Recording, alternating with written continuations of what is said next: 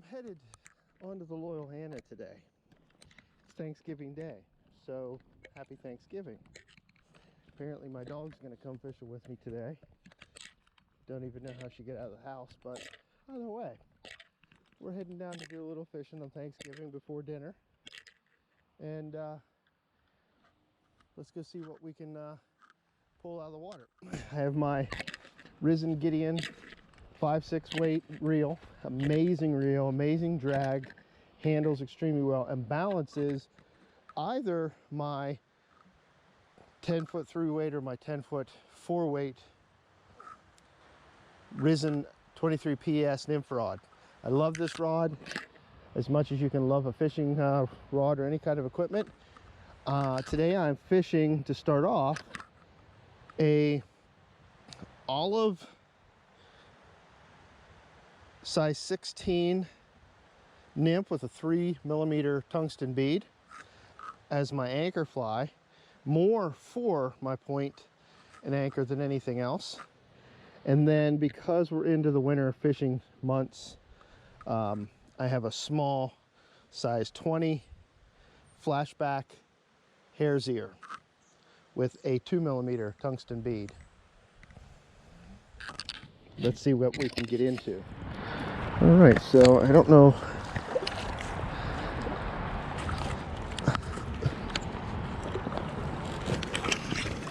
Well, that doesn't count.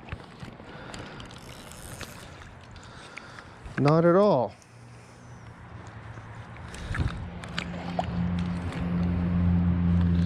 Foul hooked them, butt hooked them, but I'll show them to you. All right, we'll show you this guy. Get him back in.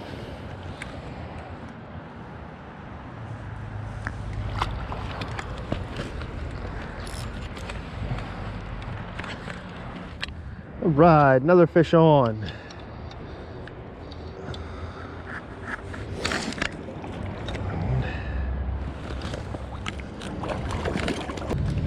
He spit it out.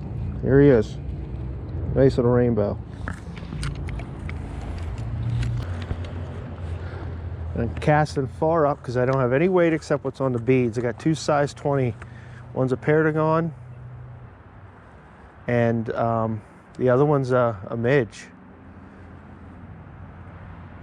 And those two fish, well, the one fish I got to the net,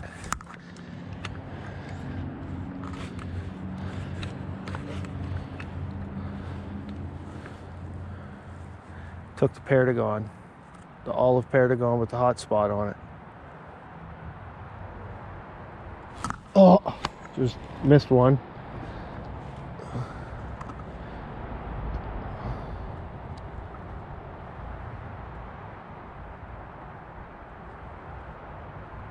See if they're desperate enough.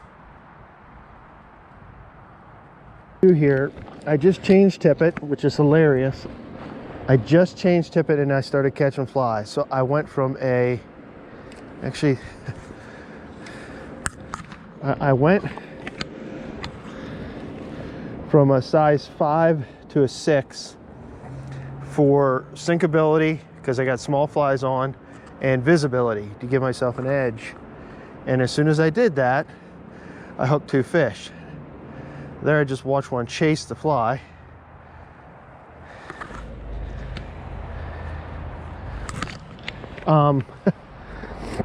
Should have done it an hour and a half ago, but you learn your lessons. Let's talk about the frustrations of winter fishing.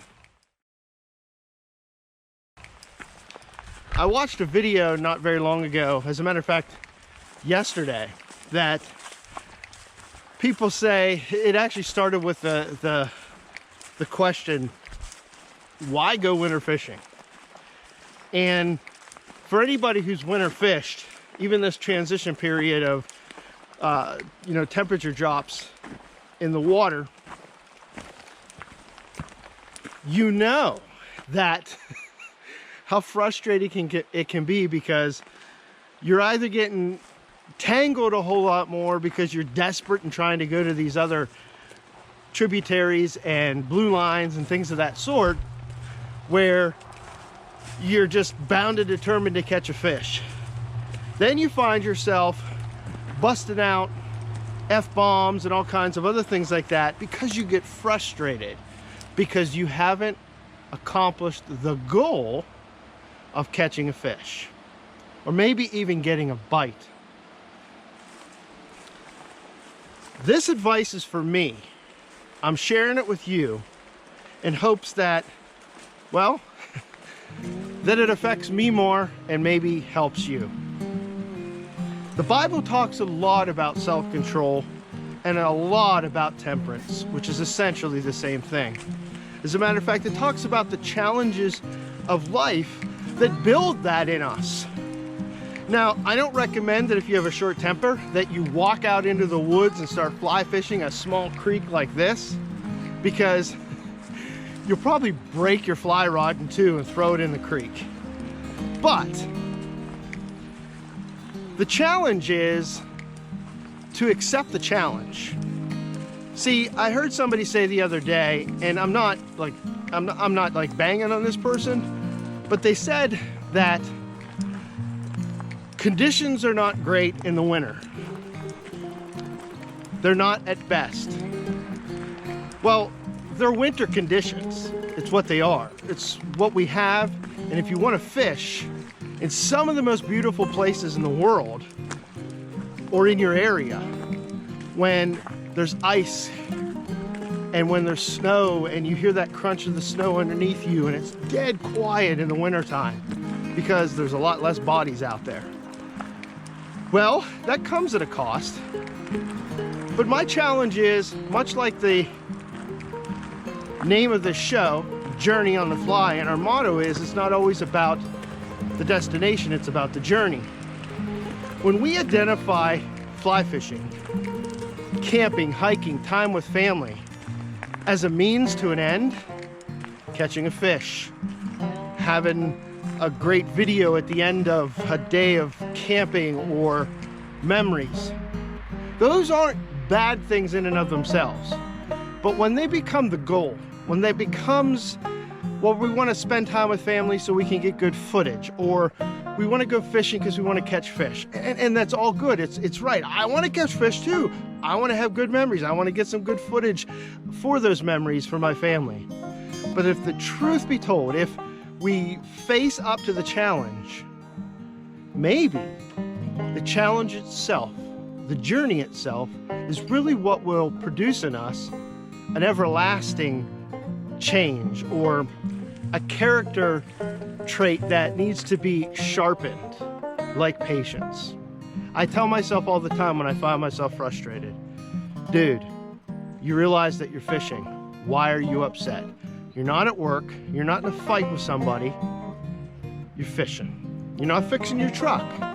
There's all kinds of other crappy things that we could be doing.